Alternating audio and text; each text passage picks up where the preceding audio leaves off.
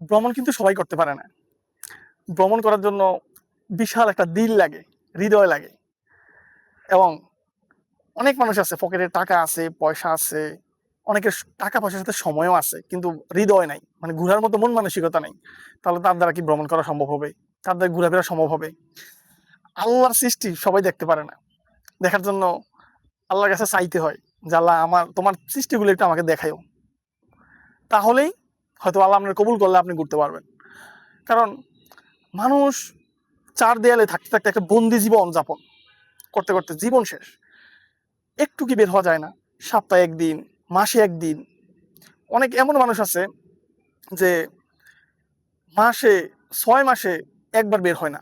এই সময় যদি একটু সময় পায় সে ঘুমায়া 2 দিন কাটিয়ে দেয়। একদিন সময় পাইলে ঘুমায়া 2 দিন কাটিয়ে দেয়। তো তার জন্য কি ঘোরা পসিবল?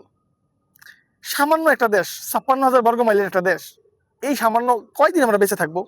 একটু যদি ঘুরে ফিরে না দেখতে পারি সবকিছু, তাহলে কেমন হয়ে জানে বিষয়টা?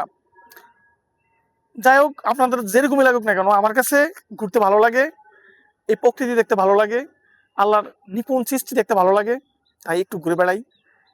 জাস্ট কিছু ভালো না থাকুক, আমার মনটা অন্তত ভালো থাকে, মাইন্ড ফ্রেশ থাকে।